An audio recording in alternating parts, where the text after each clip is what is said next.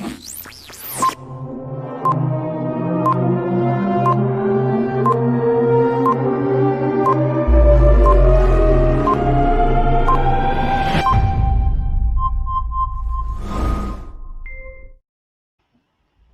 back, everybody, to Can I Be Honest? Tonight, we're going to talk about Kamala Harris and the new nomination and all the controversy and everything around it. So I'm sure you guys have a lot of thoughts on that. There's a lot happening on Twitter, Facebook, social media in general about this. You got some people pretty excited. You got other people weighing in with all of their lament. So love to hear your thoughts on that. Love to hear people that are interested, you know, if you tag them, invite them. What are your thoughts, Dewan? Yeah, it's been an interesting week on my timeline. Seems like lots of people had thoughts, and I've seen people some people have some kind of nuanced thoughts, so I really appreciated that. I think some people issued challenges as to some of the concerns that they had with her being the pick, but they also came back and was like, hey, you know, I'm still stand with her, even though I have some challenges. And I mean, you know, my perspective is kind of, I think Biggie probably put it best in saying, you know, he could be as good as the best of them or as bad as the worst. And I kind of view most of us that way, right? I think that I'll have things that you would disagree with very strongly, or positions that or things in my past and my present that you would, you know, take issue with, right? But at the same time, there are lots of spaces where we agree and you rock with me. And I think that, you know, most people are like that. So I appreciated those perspectives. I'm hoping some of those people are checking us out and would even jump on, because, you know, the people that I saw comment, they felt very strongly one way or the other, or like I said, the nuanced folks felt strongly more than one way. So I'm excited to have this conversation.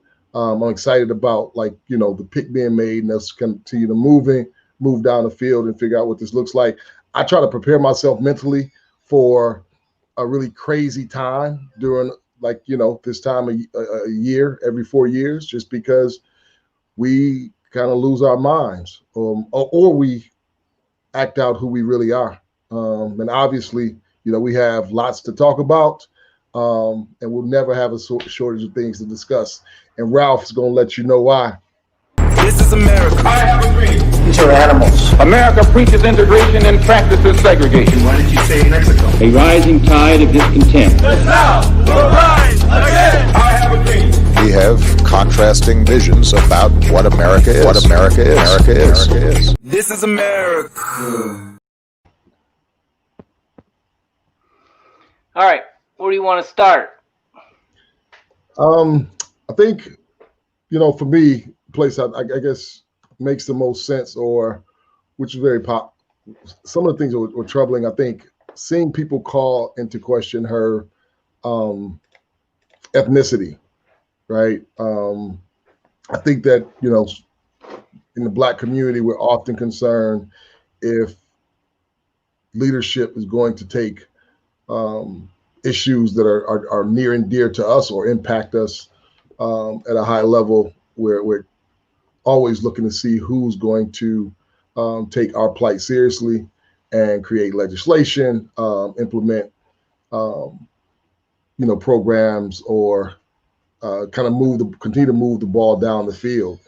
And I think for me, that depends a lot on who's willing to be held accountable, because I don't think that it's often the politician's job to do all things for everybody, as much as it is us to follow up on the process and holding their feet to the fire, and continue to hold them accountable. But seeing people call into question her ethnicity and, you know, she's not Black, or, you know, is she Black, or she has a white husband, all those things I was like, yeah, that kind of threw me off, and you lose me. And it's I don't know, man, so I don't know where people are coming from with that necessarily, or maybe I do. And I was a little bit annoyed and maybe a little bit frustrated that people want to park there. This black people you're talking about that you've seen? Oh yeah. It was all Yeah. black people I'm talking about. Yeah. They were saying those things. So that part Yeah.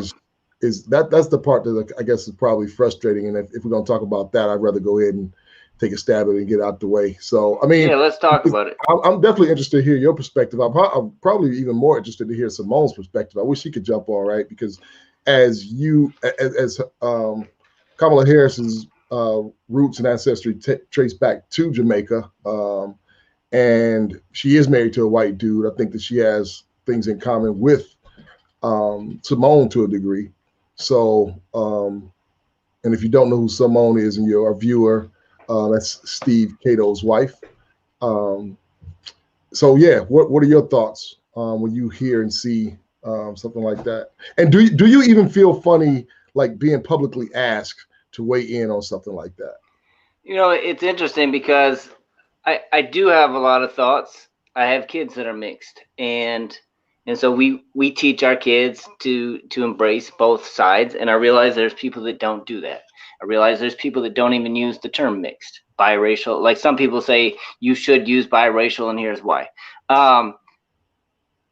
For our kids are both, like, they have a black mother, a white father, but they also have a Jamaican mother and an American father. And so to me, on top, anyway, we teach our kids, like, look, embrace your American side, embrace your Jamaican heritage as well, embrace your white side, your black side. I think when I look at the whole, I mean, I think a lot of it goes back to the one drop rule that was used during slave times, as far as why people would, consider, like, look, you have a drop that makes you black. I think the challenge is that if you're forced to identify with one parent versus another parent, I think my question begins, why that one and not the other one? You know what I'm saying? Is it just history? Is that what we're basing this on? Like, if your father's Mexican, you know what I'm saying? Like, does that just delete any of your Mexican heritage and that kind of stuff? And if it is history, when are we going to change? Like, are we happy with history? Like, that wasn't a good thing. You know what I'm saying? They use, like, the slaveholders used that to oppress people. So, like, I get where it's kind of turned around and now it's kind of embraced, like, you're all of this. You can kind of flip it. I get that. I think, for us, the way we view it is like, look, yeah, you're black and you're white. And that's it. So I think, and that's the world we live in now, more and more so. You see more people with different heritages in their background, and a lot of times, like, two is simple. You know what I'm saying? You can have, you're a couple generations, you can be four, and it can get pretty deep pretty quickly. So yeah, it's interesting. I part of it though.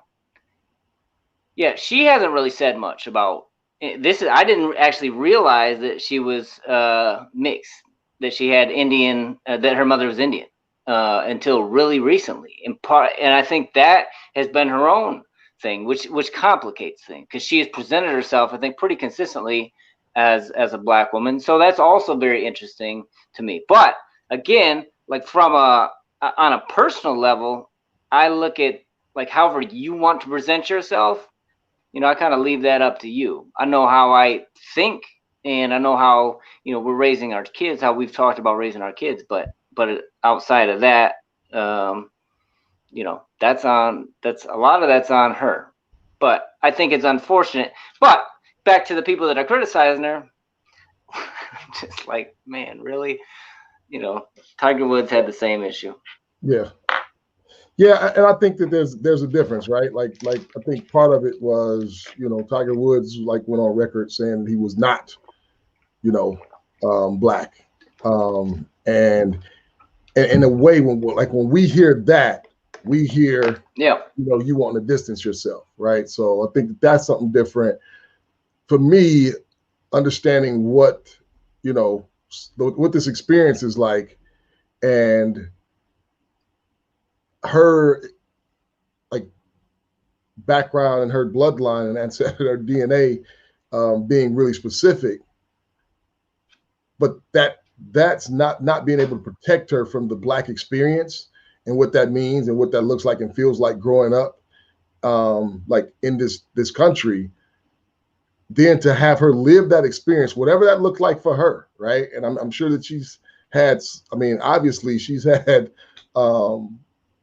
you know, an amazing experience, because if you look at where she is now, but I'm sure that she's had some things that she's had to face and some challenges, and I can see some of that stuff playing out even the way she's treated at times now. But to have her live whatever her experience is, and then try to like say that she can't like represent who she is well, and like us to put her in a box or exclude her, like that part, like is where I would like say no, like you need to be called out. You need to like kind of challenge yourself, because you weren't there when she went through whatever she went through, right? So then to say But part that, of like, it was this. She went through this, I would bet, yeah, growing up. Like yeah. this thing that's happening right now, the stuff that they're saying, that's probably like part and parcel of like her childhood, her high school, like that's probably continued, like makes people just,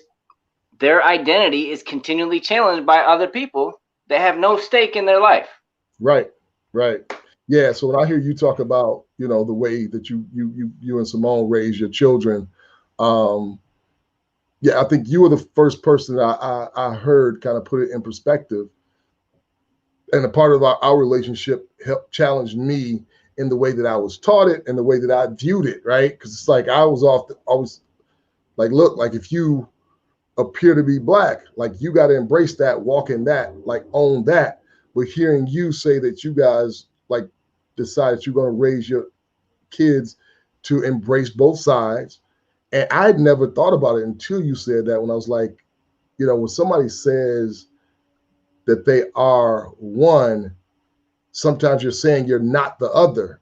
And what would that feel like to me if I was a father and hear that like somebody's like trying to draw a disconnect between like me and my child, or my child trying to draw a disconnect between me and them. All right.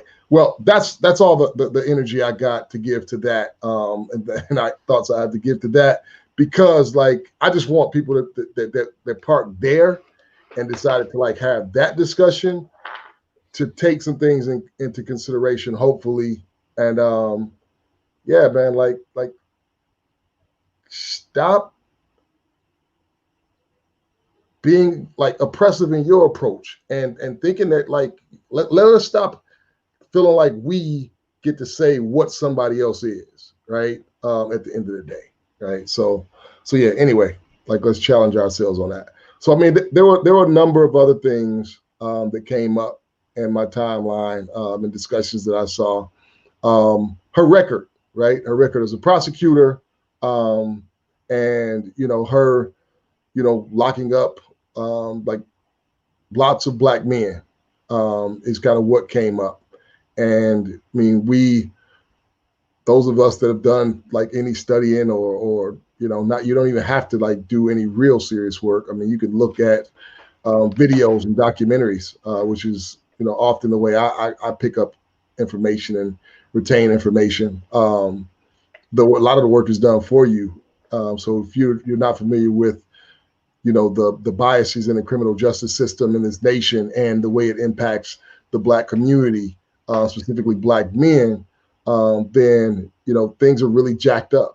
And when you landed on the side of as a prosecutor, and you were really good at your job, right?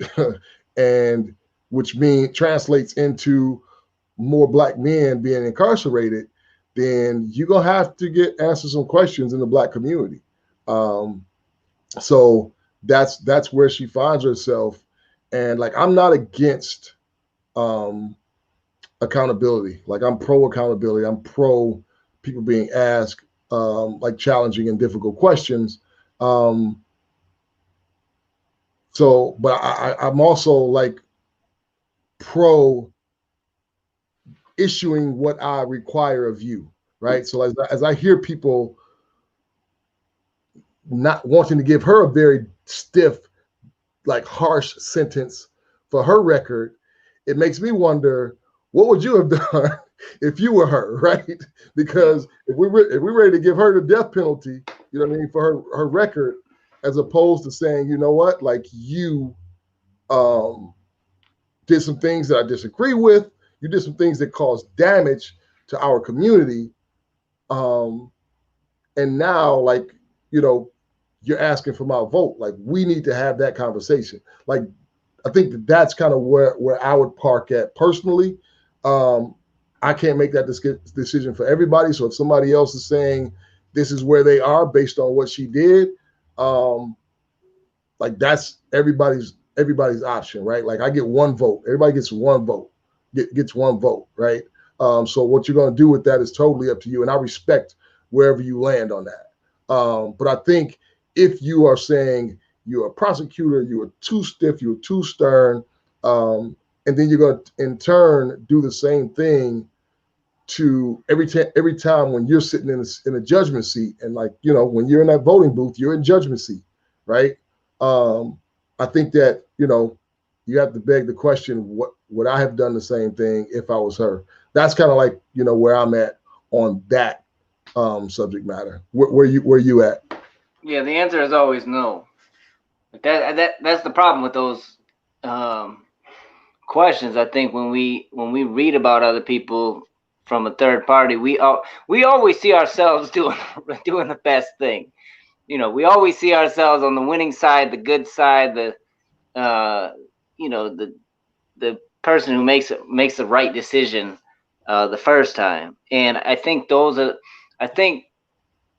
what's helpful for me is to think about the times when I've done really dumb stuff, times when I've done stuff that I think all of us have like some little closet somewhere in our mind that we like to forget. We like to throw away the key and we hope it doesn't even come up for ourselves, much less let anybody else find out about it. And so I think some of us need to go visit that closet a little more often to humble ourselves and to be like, look, okay, oh yeah, yeah, that was, and cringe and feel it, like feel the weight of that shame and the guilt and everything that comes with it, and live with it. Now it is, you know, that's one of the things when you do something in the public eye, you're going to get scrutinized and you're going to get criticized from people who sit, you know, behind a computer somewhere or on the other side of their phone and are some random person, you know, that does whatever completely unrelated to you, but is now feels like an authority and feels like a certain sense of one of the scriptures that came to mind today actually was, it's interesting when the woman is brought out that's been caught in adultery. She's an adulteress committing adultery. That had to be pretty embarrassing. The man wasn't brought out, okay, but she's brought out, and Jesus, they're like, okay, what should we do with her? She was just caught. Now she's supposed to be stoned according to the law, right? And he's like, look, the one without sin, throw the first stone.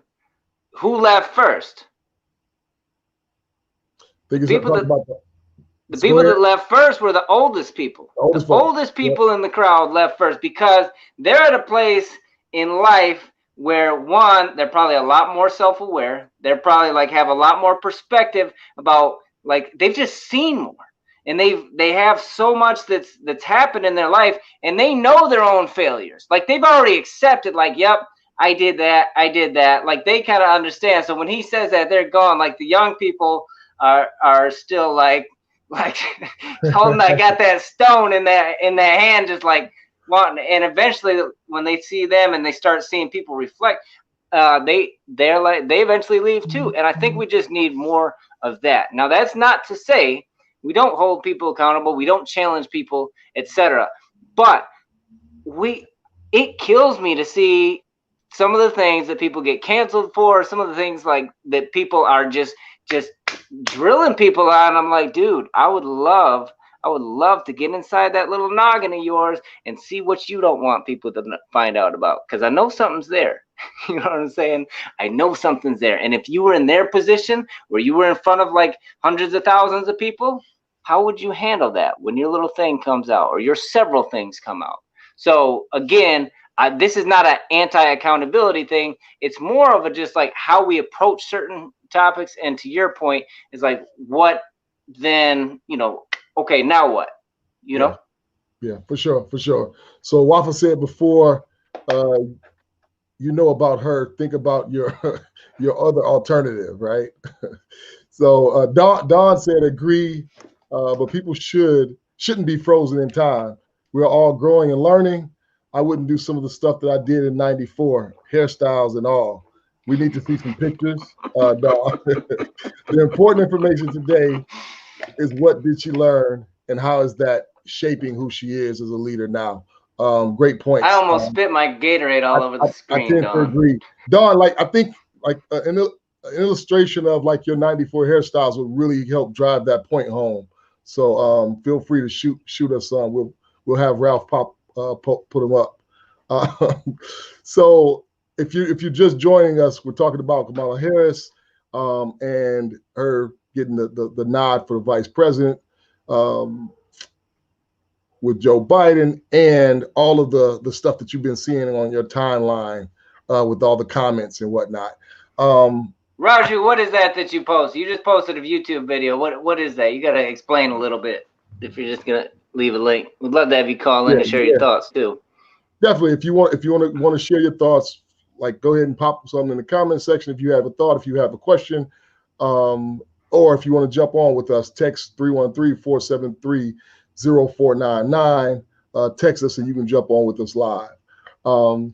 Yeah, before we jump off of this, I'd like to make it a little bit personal, especially for because I've been seeing, not just with this, but with other subjects, I've been seeing Black women feel really abandoned and like mistreated.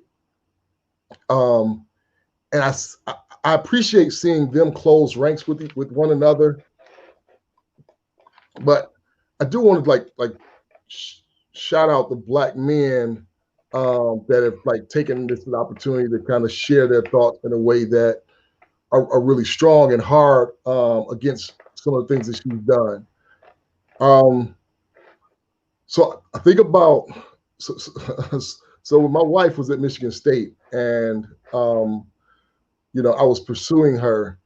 I was up visiting her once, and she had this piece of art in her wall in her dorm room. She was in Case Hall, for any Michigan State folk. So the art had, you know, a Black dude, like imagine him facing you, with his arms like wrapped like this, and standing behind him was a Black woman. And, you know, I think he was shirtless. She was standing there kind of looking like she was trying to support him. And I remember Kim asking me at the time, like what was my interpretation of the piece of art. And she said that what she saw was if the guy turned around, he would actually be holding her. And I said what I see it, the way I interpret it is that like he felt shame in not being able to protect her, right? And I think that we have a long history of being like out-armed when it comes to our story and our plight here in this nation. And it's a very, very paralyzing and scary feeling, and like to walk around with a feeling of shame and failure from not being able to protect your children from what happened to us on this journey to where we are here, and protect your women, right? And like I take that stuff in consideration before I get ready to publicly criticize or like come against like someone, especially a Black woman, and I've already like shared my thoughts on like if I'm going to embrace her as a one of us or whatnot. Like I go back to what Steve said, like she determines who she is, and I'll rock with that. But like we have a long history of not necessarily like doing that well, and I think that we have some PTSD associated with that. So I would just say like take some of that into consideration before you publicly bash and make it personal in the way that some of those comments I've seen have kind of been personal and more like a little bit more than just talking about her record. So those are some of the thoughts, and that's something that I would like to challenge us to do as Black men, if you identify as a Black man. So Kathleen Sly said, you both are incredibly gracious toward her. Does your grace extend toward her rival as well? So specifically, we're the criminal, like her record with in the criminal field, as well as some of the things that she started to say about what she wants to do as far as criminal reform. Like that's stuff I'll watch. The challenge I have with her rival is that like he has a long list of like problems as it relates to race, like way before he ran, and has continued to be incredibly divisive and continue to demonstrate that he's not at a place where he's trying to do something different. Now, I'm not saying I'm going to vote Democrat. I'm definitely not voting Republican with him. Yeah, like he continues. Here's the thing. This is how I look.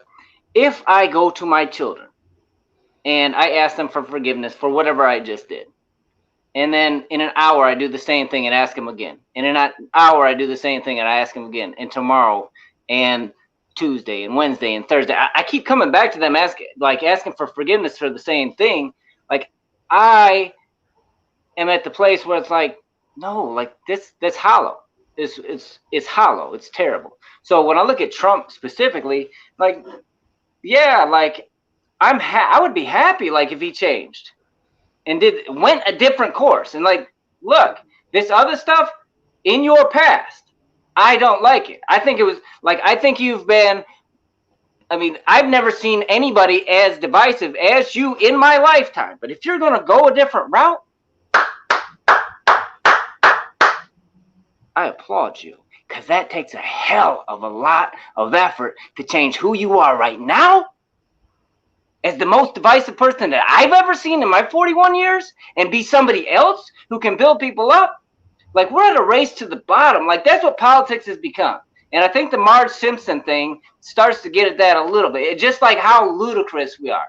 So you got Jenna Ellis, Ralph. So Kamala sounds like Marge Simpson. This is hilarious. This is just stupid because Marge is like an American icon. Two, she doesn't sound like Marge Simpson, but it does. So Marge responds. We got that, Ralph? I usually don't get into politics, but the president's senior advisor, Jenna Ellis, just said Kamala Harris sounds like me. Lisa says she doesn't mean it as a compliment. If that's so, as an ordinary suburban housewife, I'm starting to feel a little disrespected. I teach my children not to name call Jenna. I was gonna say I'm pissed off, but I'm afraid they bleep it. Yeah, so this is like how ludicrous politics has gotten. Nobody runs. And this is Democrat, this is Republican. I think Trump just exacerbates things with how wild his stuff is. Nobody runs, and that's it. It's really like a race to the bottom. It's really like trying to like trash you and promote my platform. Mainly what I hear from people is them trashing each other. And that if we can get past that, and I see it like just outside of politics too, I think that's what we've become as Americans. I am so happy to beat the hell out of you and your character. You know what I'm saying? To win. Like I see nothing wrong with that. I feel zero remorse for that. Zero.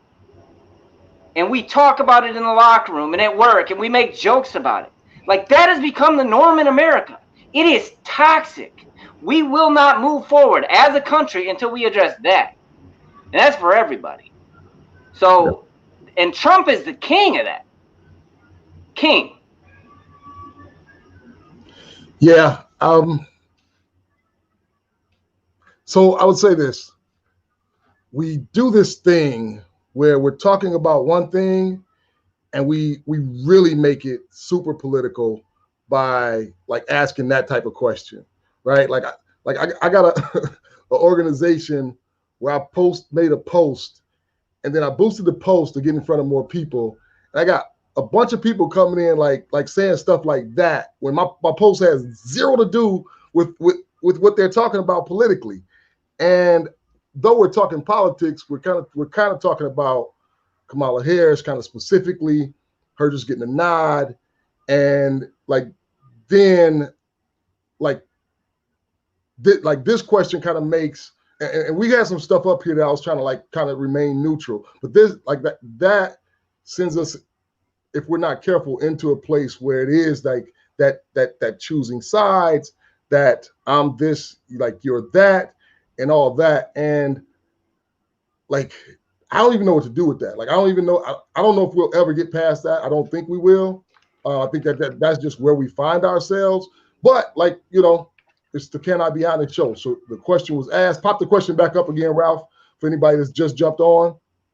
You both are incredibly gracious toward her. Does your grace extend toward her rival as well? So talking about 45.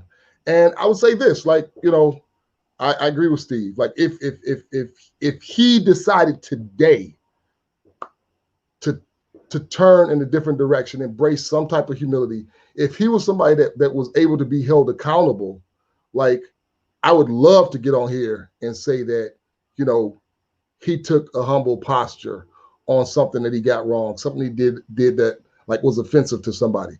But he doubles down, right? And we just posted something that kind of came from his senior advisor. It's like a spokesperson, like that's the type of stuff that we expect to see on Saturday Night Live, right? Like they get paid to do that, right? Like these folks are paid and charged to like lead the country. But when they're going to reduce things down to like kindergarten name calling, stuff that like Marge said, she teach her children not to do that name calling. I don't know how successful she's been if you look at Bart's track record, you know what I mean? But I would say I hope that most of us kind of teach our children not to do the name calling and whatnot. But we see that happening from the president consistently. But I'll make it a little bit more personal for me. Like I think that he echoed sentiments that I've seen come from like some places that like I often wanted to align myself with or maybe connect with. But I would say when they had those folks like marching with the tiki torches and they mauled over the young woman, she was killed, and they were yelling things like the Jews will not replace us and you will not replace us and all that kind of stuff. And he came out when he was asked about that and he said they were very good people on both sides. Like for me, like that's very dangerous, right? One of the things that I often tell some of the friends when I'm thank you, Charlottesville. Some of the things that I tell some of my friends from the in the evangelical community is that when you find those pictures of Black folks hanging and you see the people standing there in their Sunday's best, like they believe that. Like they believe that they were very good people, right? And if you ride through the South, you'll find like lots of churches, like the places that are the most racist places, we call it the Bible Belt, right? And like the folks that go to those churches align themselves with something that I say I believe, like which births like the way that I try to operate and try to move as a person. But when you there's no accountability, there's no nothing he says or does like can rub you the wrong way, where you will have a united voice saying, hey, like that's messed up. But I often hear a challenge saying, hey, if you're going to extend that grace to her, give it to her rival. I'm like hold him accountable, right? Like say some of the stuff. Well, that's the context of this conversation. Which Yeah. you're not saying don't push back against, don't quite call her into question. You're saying if you're going to do it like this. The problem and what you're addressing now is like, where is the Christian right? When Trump is like off at the mouth, like Mexicans are sending this, that, and the other, like these pieces, like these shithole countries. When he's calling Ted Cruz a PUSSY, where is the right?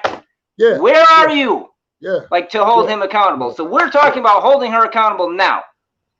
Right now. That's the context of this conversation. I hear crickets. I hear crickets from evangelicals. If she talked about sexually assaulting somebody and that was caught on tape, right? If she talked about that was caught on tape and she still made it to this point, like I don't know a person that could make that happen, right? Like I don't know a person that could talk about sexually assaulting somebody, right, and still get the support of like the conservative group, like women, like that's beyond me, right? Like I consider myself a very intelligent person. I haven't figured this part out, this thing out. Well, I hope that we are like, I am who you are talking about. The Christian right. That's what he said. Would you please jump on with us? Pop the number up, Ralph, 313-473-0499. Please jump on. Like we'll try to continue to talk about Kamala Harris. But we've been derailed a little bit, and I'm cool with that. I'll go with the flow.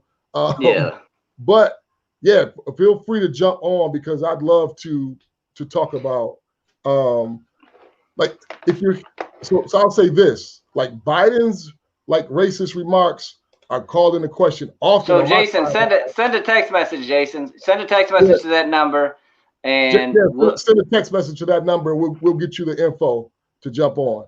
Like Kathleen Sly said, in the same way I hear crickets on Biden's racist remarks. I don't. Like I've consistently heard people call out, and I can't point to remarks, but track record. Like I've consistently seen in my timeline and my thread, people call him into question, into the fire, and but if you're hearing crickets, I would say I'm not sure like what you're listening to or what you're watching, because like at least people that I'm familiar with, connected to, they spoken out like and been very, very like vocal about like his track record, and specifically when it comes to his stance on crime and mass incarceration. So Biden scares me. I've said that consistently. Like I haven't paid much attention to his track record. You've said that quite a bit. Yeah, I haven't paid much attention to his track record. I didn't pay much attention to Trump's track record. I was just like, what are you saying right now? Like that was enough. Like I didn't need to go back and hear like what he did in New York, when he like took an ad out like on some people, some black youth that he had no idea whether they were guilty or not. Like I didn't, or these others, the other comments that he made about blacks in general, like the silly stuff he did in his past. I didn't go do research on that. I'm responding to what you're saying right now. Same thing with Biden. Biden, like he's scary to me. Like he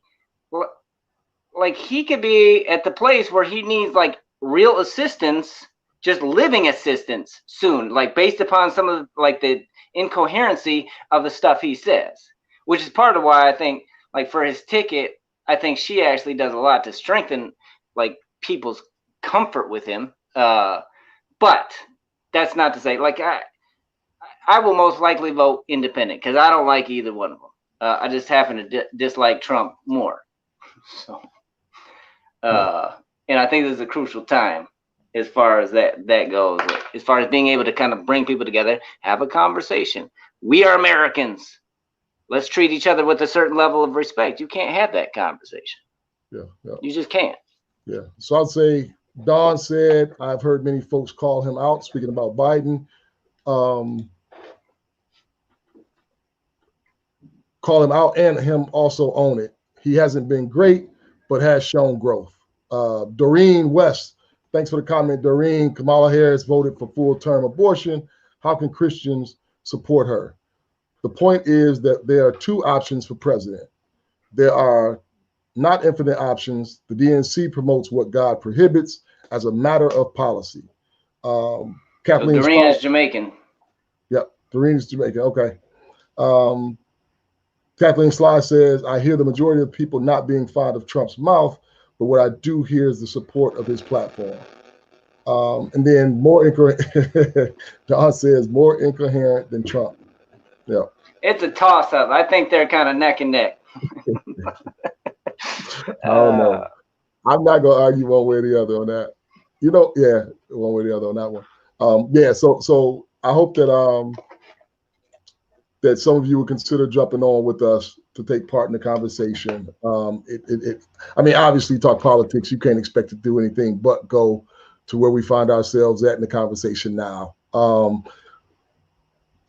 It blows my mind that, like, so the Dorian West comment, right? Like, to take the approach that anybody, right, any party or side, like, stands for what Christ stands for, like, you lose me with that.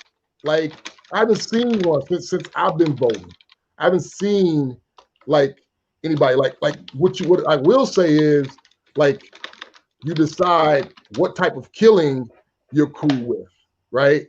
Because, like, there's blood on all those dudes' hands, right? Since I've been, like, voting age, right? I watched, like, Bill Clinton, like, in the midst of being impeached or going through that process, like, drop bombs on folks. Like, so yeah, so to act like somebody is voting, or you're voting for a Christ-like party, like, you lose me with that. Like, yeah, I don't see any of them doing it, right? And I'm looking for some other folks that can say that about somebody that they voted for. Like, I haven't seen my party. So if you're thinking that, like, Donald Trump or anybody else that you voted for represent Christ, like, you lose me with that. So we got another Jamaican responding here, Stephen Marshall. Wagwan. It's interesting how the Christian community seems to only focus on two issues. Abortion is not the only issue at play. So it's a Jamaican night tonight. We got Kamala Harris, Jamaican father, a couple strong Jamaican comments here. Yvette said, I never liked the phrase, pick the lesser of two evils. I also don't like that we associate character with a political party, just like I don't like associating character with race. Can't we be discerning enough to see what fruit a person bears in their life? I think that's what I try to do. I think you always have the fact that, like, as, like, whatever party I associate with, like, I probably hold these platforms, like these party platforms. I think it's very rare when you see somebody who goes outside the ones that people, like, really, really go heavy on, whether they believe it or not. They just don't like it. I met a couple Democrats who were pro-life. That was, like, lower, this is like state house, state rep, state senate, that kind of stuff. But, like, on the major ones, they pretty much all agree. I think we need, I don't like where either of the parties is at on a personal level, but that's me. Yeah, so I would say I will be, like, voting for Biden Harris, right? Unless, like, Yeezy comes up with a good running mate. I haven't seen who Kanye is going to pick for his VP yet. Depending on what that looks like, I might go that route. You got any guesses? Do you have any guesses? I don't have any idea. If I was to try to take us. Nah, I'm not gonna do that. I'm not gonna do that. But I don't know. I don't know who he would have as a VP. You got any thoughts on who he should choose? I'm trying to think. Maybe a country singer. Who's strong in the area where he's kind of weak in? That would be a good supporting cast member. I don't know what he's. I don't know what he's strong in. I don't know, man. I don't know. Yeah. This is a circus. This is a regular circus. The media focus feeds us what they deem necessary to depict character fruit. I don't know. I think all I hear people saying they pick on Trump. I just see them like quoting, like showing what Trump actually says. Like that's enough to like show anybody the character. Yeah. So Kathleen says, unfortunately, the media feeds us what they deem necessary to depict character fruit. Yeah. Agreed. I do agree with that. I think they just quote Trump. They just let him talk. Like that's his character. Like, they don't need to do anything. Like I heard somebody like do a story. They made something up on Trump, and I was like, why would you do that? Like his stuff is like better than fiction. Like it's like mind blowing that anyone would say this. Sorry, sorry. I'm done talking on Trump. Yeah. See, I don't want to get public. The thing that he's good at is like hijacking and getting all the press. Ken Dandridge said, "I feel that the Democratic Party has a history of assimilating for the black vote. Then they destroy us through written laws such as mass incarceration and other financial burdens. Every time I have casted my vote, I feel that I have been a culprit enslaving my own people. There's one party, one with one agenda, and it's not for us." So to be clear, both parties have the same agenda, and it's not in the best interest of the people. I agree. That's an interesting, very interesting perspective. I hear that more and more. I'll say this: there's some things that end up impacting us in a worse way, right? When you're talking about Supreme Court justices and things like that, when you're talking about somebody that can hold, and this is my opinion, I respect what the statement that you just made, and I'm not trying to persuade you one way or the other. It's like the way I process and the way I look at it. You talk about the Supreme Court justice and voting like things into law. I would lean towards or away from some of the picks that I've seen some of the Republican presidents make when it comes to appointing those positions. So go ahead, Steve. I'm sorry, you were getting ready to say something. One sec. Keep going. Yeah. So I would say, yeah. I mean, I'm not feeling. So I see oftentimes like people go back and tell like amended versions of history and like the way things work. And if you look at like the local level, things on a local level, and even in your on the state level, I would say take a real serious look at that, and take a real serious look at like what like Rick Snyder means for Flint, versus, and one could say that that's on a personal level, right? Or it's the individual, or it's the whole. I would say take some of those things into consideration when you land at a place like that, right? Because you don't get a do-over when you had kids drinking and bathing like in like lead tainted water when people knew and knew ahead of time. Like those are some of the things that, because it gets really real when you break it down to the local level, for me at least. Yeah, I just don't think Democrats are doing what they say they're doing. They sell themselves as the party for the minority, and like there's been like almost zero innovation.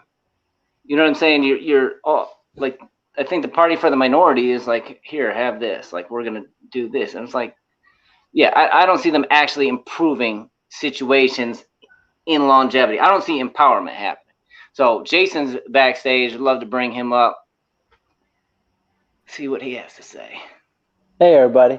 Jason Raju, welcome. What's up, bro? Welcome. Welcome. Hey, thank you, Juan. Nice to meet you.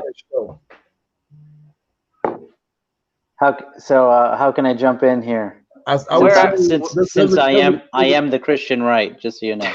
There's a couple things.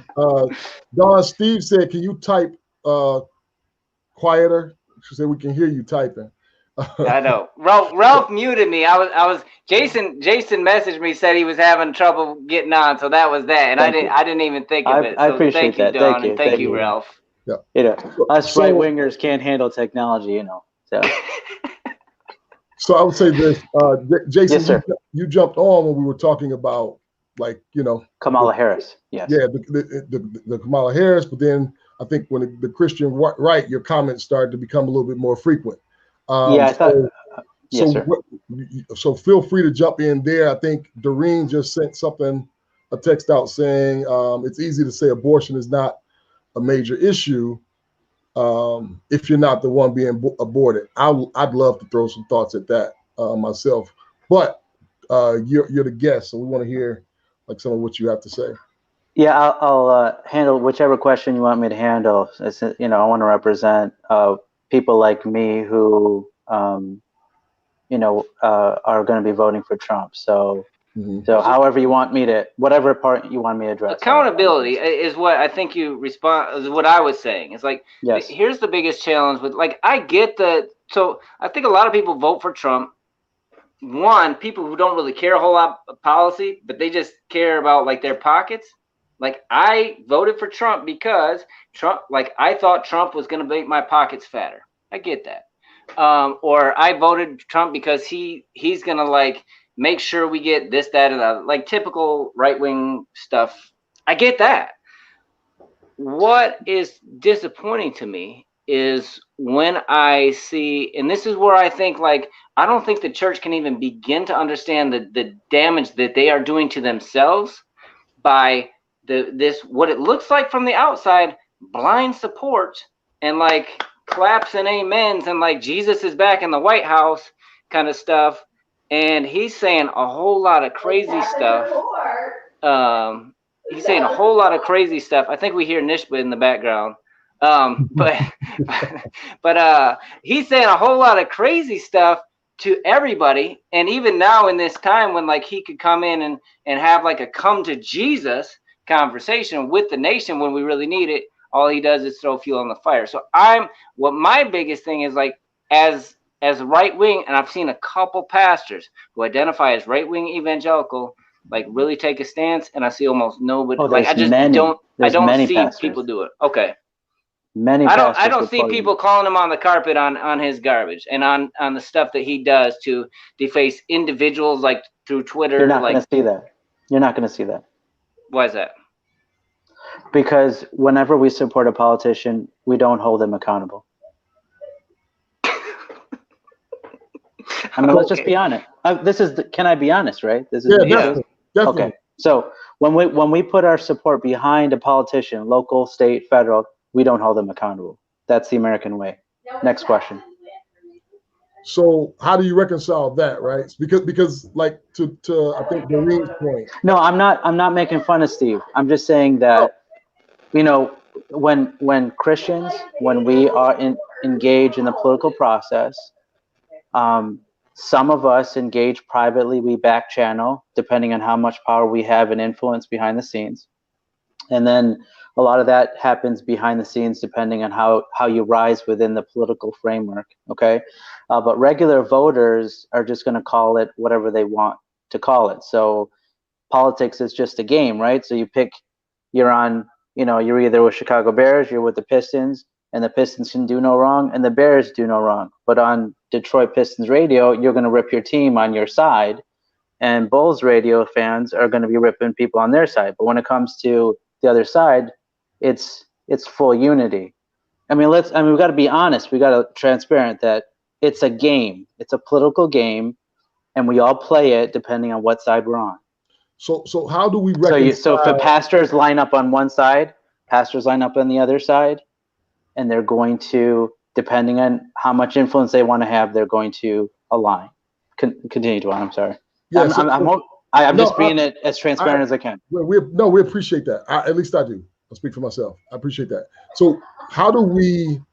So why do we bring like our Christian values to it if we know that we're playing a game, right? Or do we know we playing a game? Is that a reality that you've seen and identified? Like, how do we, like, why? Because oftentimes I see folks trying to guilt folks one way or the other, bringing Christ into the situation as if, what you just described isn't happening. You know, so I'm involved politically. Okay. So, you know, so there's gaming as far as the messaging is concerned. And the right, obviously we use religious signaling much more than the left does, but the Christian left is getting better at it. So, but I would probably say worse. Okay. What's being better? Oh, okay. All right. Yeah, so then we're saying the same thing. You know, I jumped on this because I really enjoy the both of you as much as I've been able to jump on, because you guys are being honest within the frame that you're in. And I'm on an opposite frame, so I'm jumping in because I'm listening, right? Because I want to make sure I hear. So honest Christians can participate civilly with each other. And when there's religious messaging from either side, it's worth all of us questioning it. And like you both are doing, you're questioning the Christian right. That's great, right? So then also let's do that on the left. As you said, it's getting better on that side. But politics is always going to have a religious framing that's going to happen, okay? Because people come at this from different angles, you know. So some people will feel that, you know, God has raised President Obama to become president, and some people will feel like God has raised President Trump to be president. People will feel that from the bottom of their heart. And so people who are on the political side of it, you know, we understand that we have to speak in those terms. So again, this is about being honest, right? So we see that. But it comes down to us promoting really godly people in our communities, whether they're speaking politically or not. We need to promote these people who speak godly, because as they become more influential, the noise of the political noise will start to decrease. So my question is, like, why do believers feel like they have to play the game within these confines? That's kind of what gets me. I think when you go along with what the rest of the country is doing, and you don't open your mouth for justice, and you don't open your mouth for people that are oppressed or in other circumstances, and the same is true on the left too.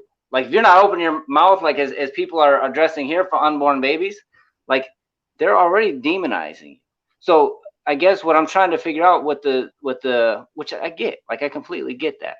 But what I actually think it's in, like, the best interest of the evangelical right to actually publicly hold people accountable. And I think it's the best interest. I think whoever figures this out first is going to win consistently for a period of time until the other people come in. Here's the thing. When you throw mud at people, you lose a lot of ground and you get your hands dirty. We're both in this cycle of things. So I think if you actually, like, if there's a level of vulnerability, I think that's the party that's going to win. I think Christians should lead the way in that, because, you know, right now, like, you're so worried about who's in the White House, but like what you have to say about Jesus, I want none of that, because I think you're on some like some profound garbage, like, as far as what you condone by your silence of everything that he says about everybody else.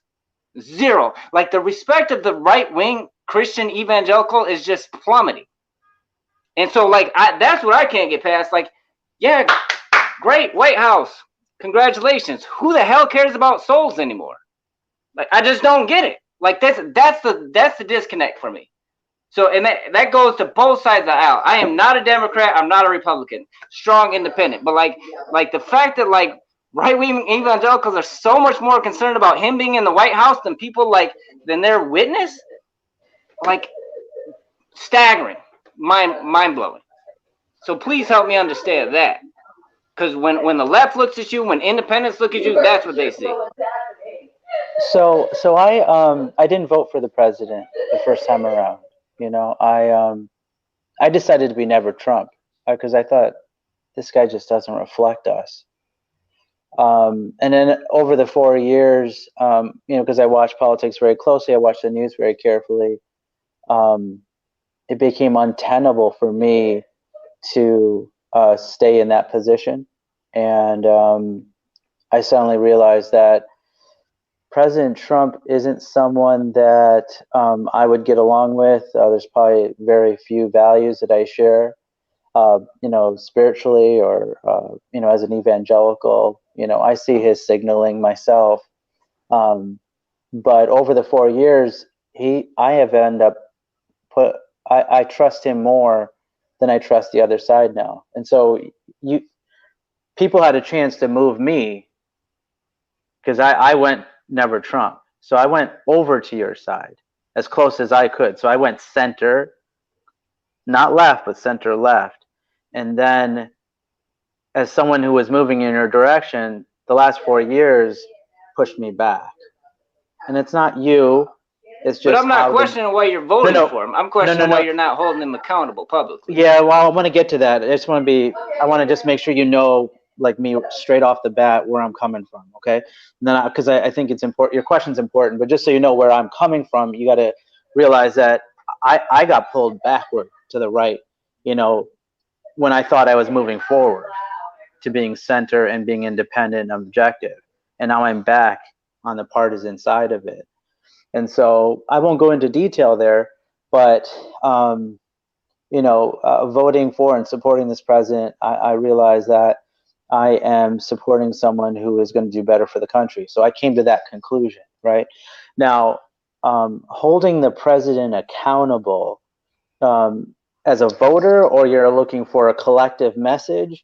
If you're looking for a collective message of the Christian right, I have to come back to the prior point at the beginning, which is once you in politics, you line up support behind a candidate, you're not given the room to hold that person accountable. That's all political that's how that game runs. So if you're saying that Christian, we don't have to do that. Like, there is nobody holding a gun to your head that says you have to continue this completely unhealthy way of doing things. So I would say so. There are civil discussions that need to happen, and you know your channel is proving that civil discussions are possible, right? So I'm from the right, and so you know I'm one voice. There's plenty of things that I'm going to disagree with.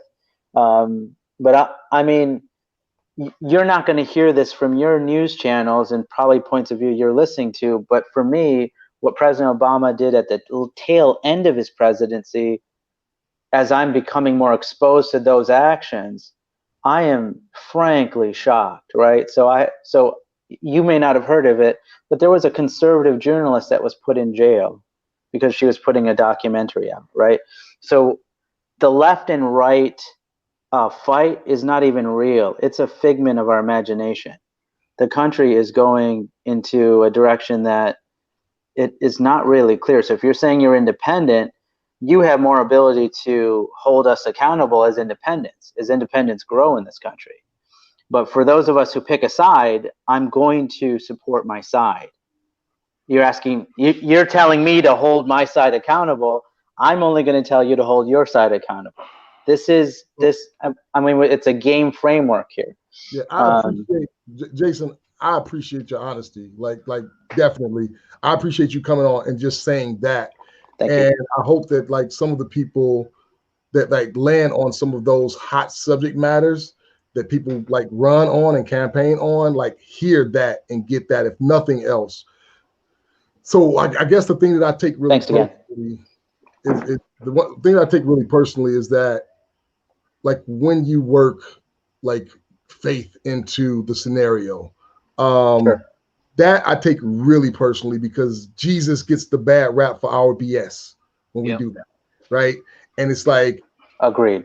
we're talking about fallible people that and some of them like are just have made their minds up to do something wrong on certain subject matters, and then we we attach Christ to them, and we have people that are not like don't ascribe to this faith that use those to say, see, told you they full of crap.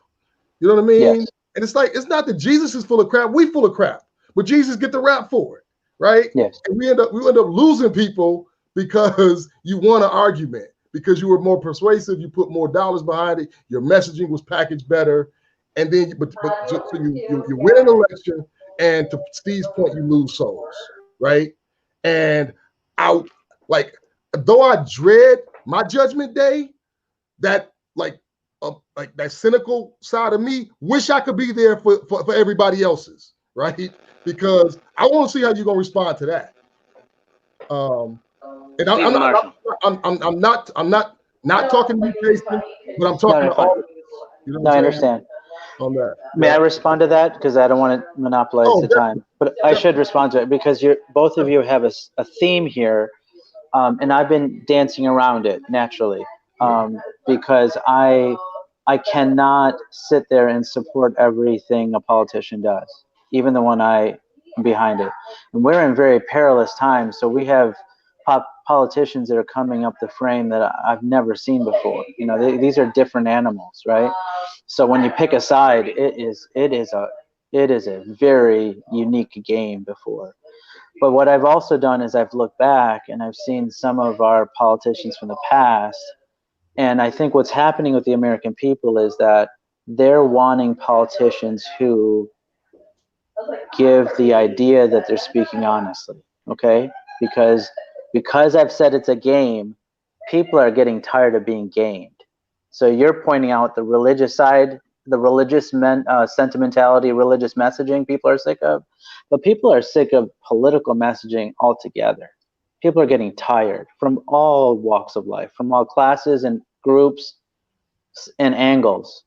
And so what President Trump represents is a weird type of transparency. So like people are sifting through what people would consider his lies, and they're like, we can kind of figure out what he really is, because prior politicians have been gaming us so much that people are actually looking for someone who is actually going to serve the voting interests that they're really interested in.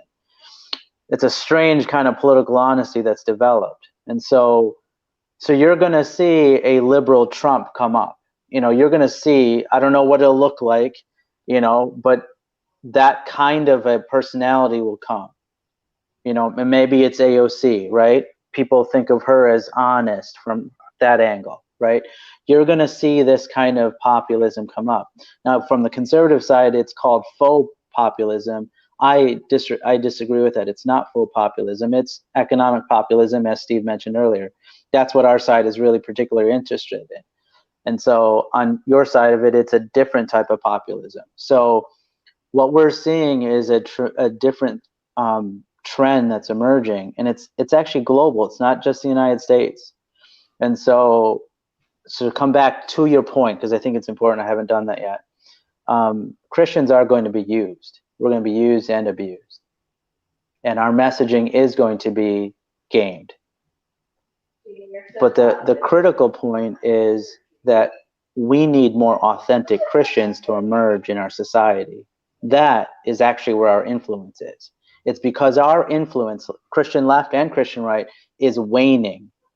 That's why your religious Christians are increasing in influence, and they're the ones who game, and they love the mix of religion and politics, because for them it's basically the same thing. Those animals are going to grow if authentic Christians don't grow. and be influential.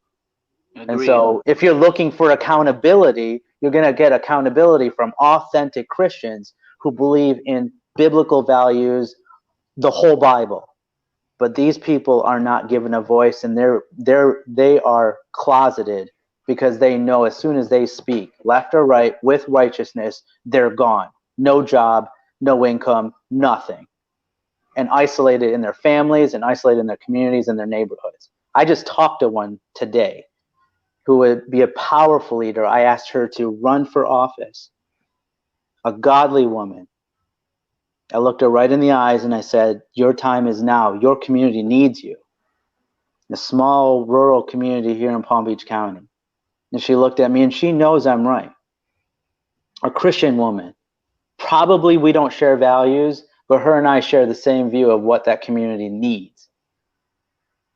But if we don't, as Christians, don't pick out qualified candidates who are going to be courageous and put our money and support them, then these calls for accountability are useless, because there's 10 fakes for every one authentic, but it's turning into 20, 100 to 1 now. So yeah, you're going to find more Christians line up on the teams, and they're not going to hold anyone accountable, because they're going to believe that, hey, these large mega church, I need to back up. I slipped. But what I'm trying to say is your large influencers within Christianity. It's a live show, no editing here. Yeah, I know. I slipped into a preach. What I'm trying to say is some of these Christian influencers are actually the problem, but we're seeing the symptoms in the politics. Yep. So everybody saw the issues in the church. Jason said that. Me and Steve didn't say that. And Jason's the only one on here that's scared to say that. So like me and Steve, we're not tripping on that. So I don't. You say, "Can I be honest?" I don't know how honest we are here. So I want to make sure I have a job tomorrow when I go into the office. Yeah. Yeah. So Stephen Marshall had a comment a couple minutes ago. It is interesting that we have chosen political ideology over Christian principles. I thought we were Christians first. And everything else flows out of that. Because he's talking about this whole dynamic of like, well, we're playing a political game. People are going to hell because like they're associating us with Jesus, and like, but we got to play this political game because we need our party in place because we want America to be better. From the perspective. We're gonna make a decision to go. We're gonna go 8 more minutes, right? Because we're already 12 minutes over. We're gonna go 8 more minutes. So that was ringing in my head. So 8 more minutes. That was ringing in my head as you were talking to, and then he put it so eloquently. Like I guess that's the biggest. Like I thought,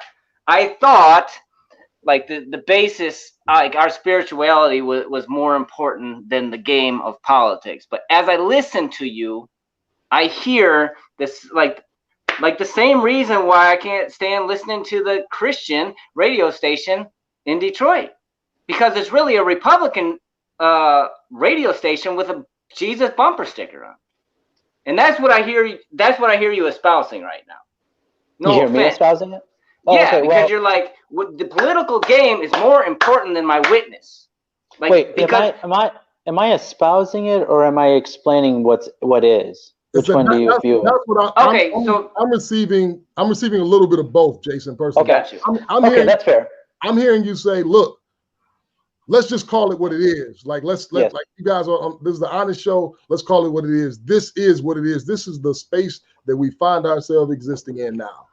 But I also hear you saying you made a conscious decision to play in that space as well. That's correct. I am. Yes. So yes. I don't think that. Yeah. So that's what. I want to say that I think it's brave of you, bold of you, to come on here and be that honest, and I definitely appreciate that. Right. Thank you. Yeah. Am I espousing the capture of media to Christian right or Christian left? I don't espouse that. I'm just saying it's true and it happens. Because but I'm really asking about you as an individual, and about me as an individual and her as an individual. You know what I'm saying? I'm asking about your individual calling on the carpet, because I think ultimately, if the evangelical right when Trump went off the deep end, going in on some people, like whether that's individuals or whether that's like whole countries of people, like saying some or this country being super divisive. John has the 1002 comment, Ralph. Jason, so is paying off a porn star, attacking folks, bullying people, letting people die of COVID, racist attacks.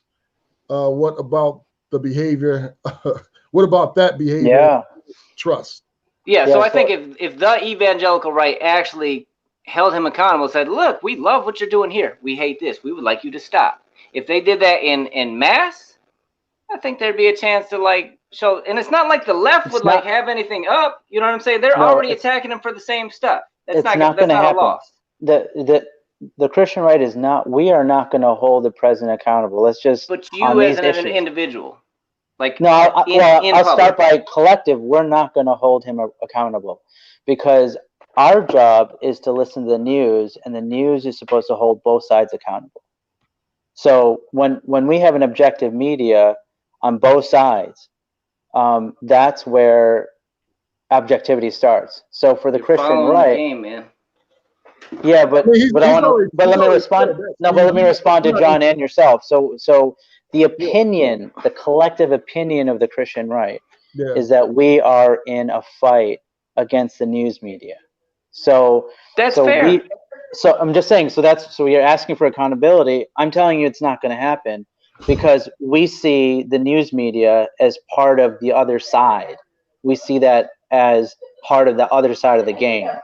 So we're not going to feed the news media more attacks on the president, because we view the news media as part of the Democratic Party. Well, they are. Yeah, and so is Fox. So the Christian right as a political grouping, right? And I mean, when you say the Christian right, this is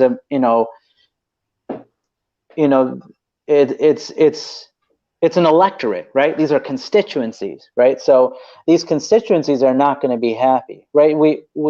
I've listened. I often will hear within the Black community, the comment will be, "Hey, listen, that's an in-family discussion, okay? That doesn't happen outside of this. That happens in the Christian right. You just don't see it. So inside, there's a lot of groups. There's a lot of constituencies. You're just not going to see it because we are unified against all media, and we're not going to feed the news media. None of it. And they're only, for us, they're only worse. I'm just telling you. The problem with that is that you're still unified on a sinking ship of district. Like, people are like, their respect for you is going down and down and down. So you're unified on that ship too. And I think you care more about the Republican ship than you do that ship. Like, as a whole, like, and as the individuals who refuse to step up on Facebook, Twitter, etc. Like, and so, like, I think at the end of the day, you got to accept that too as being part of what you've chosen to align yourself with. And that's for anybody. That's on the left or right.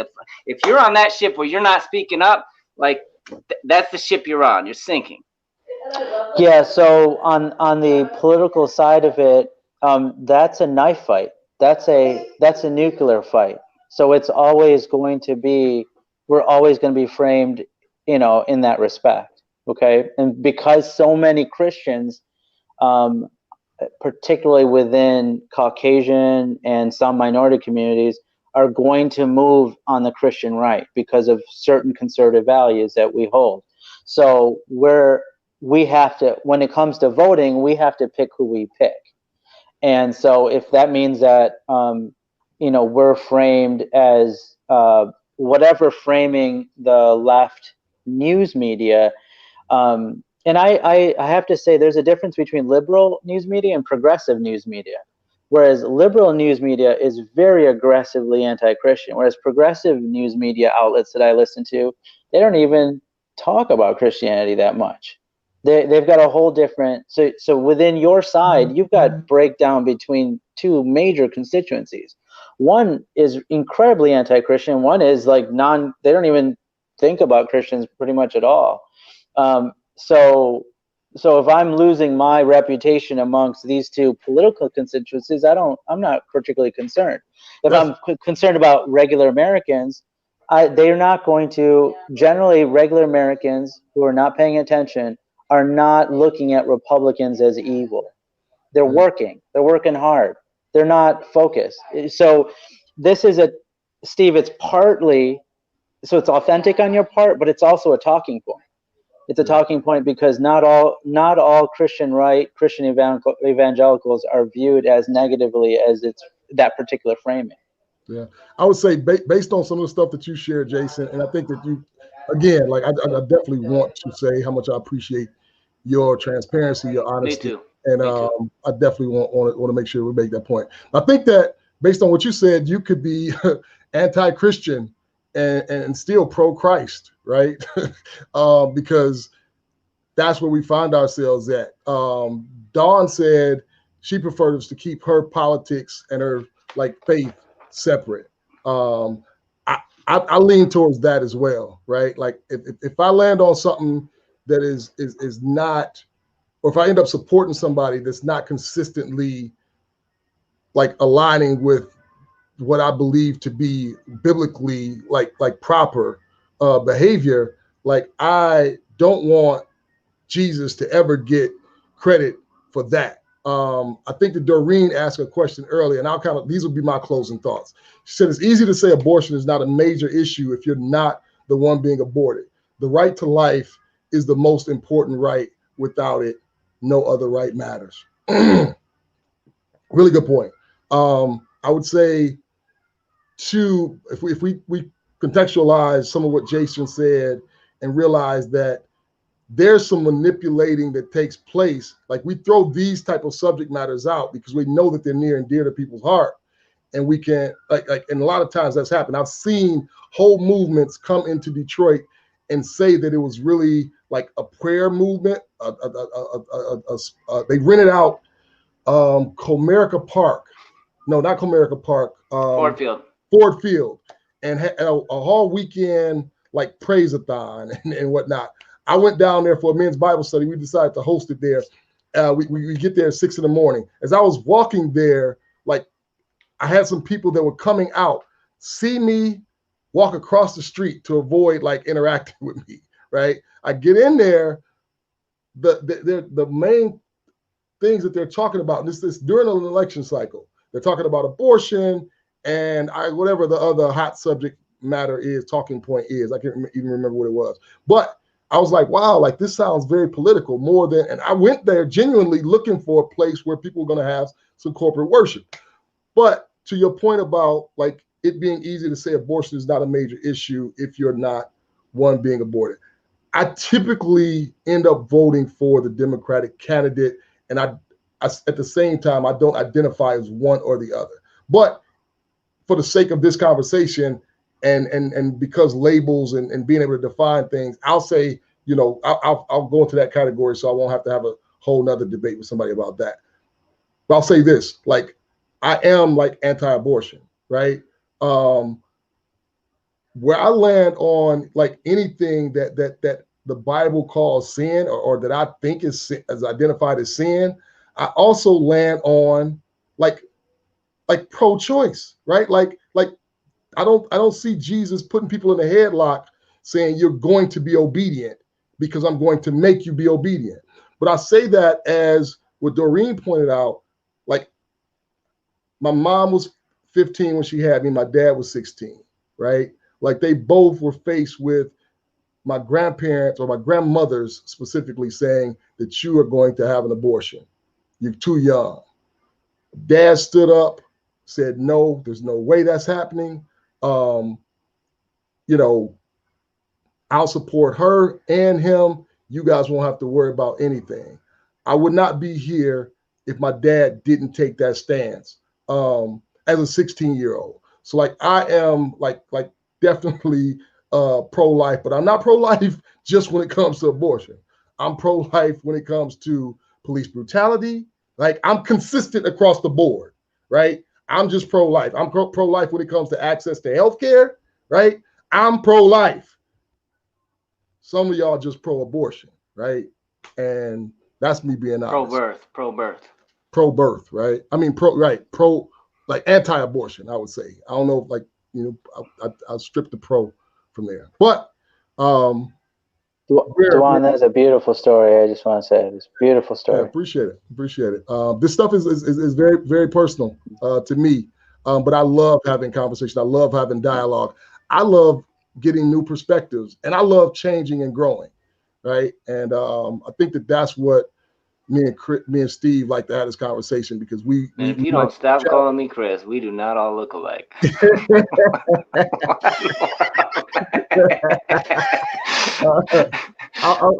gonna start. I think I do call him Steve sometimes. Anyway, look, man, we love y'all.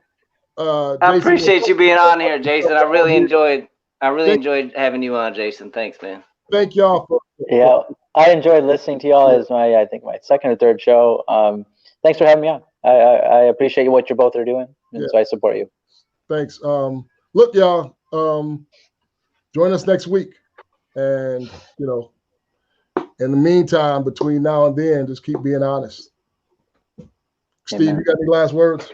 No, man, it's really enjoyed having this discussion. I think it's an important one. I think how we treat each other.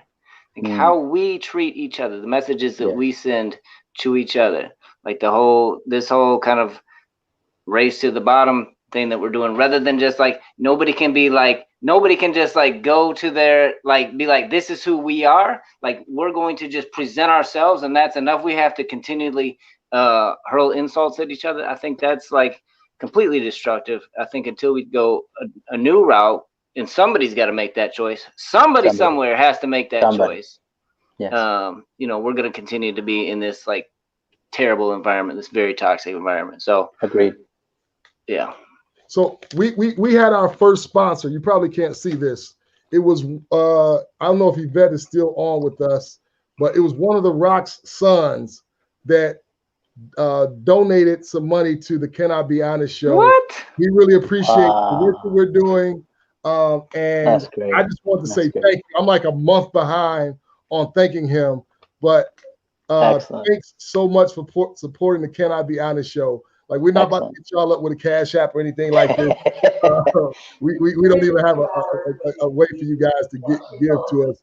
But like, that really like inspired me to continue to be honest. So thank you so much for giving Can I Be Honest? Yeah. Congratulations. And for that, what I do want to do is like our pub Live Coal. So Yvette Rock is an amazing artist in the city of Detroit. And if you're not familiar with her work or Live Coal, check out Live Coal and Yvette Rock. Peace. Right on. Hey, Ralph, good night, everyone. Tell the people where we at. This is America. I have a dream. These are animals. America preaches integration and practices segregation. Why did you say Mexico? A rising tide of discontent. The South will rise again. I have a dream. We have contrasting visions about what America is. This is America.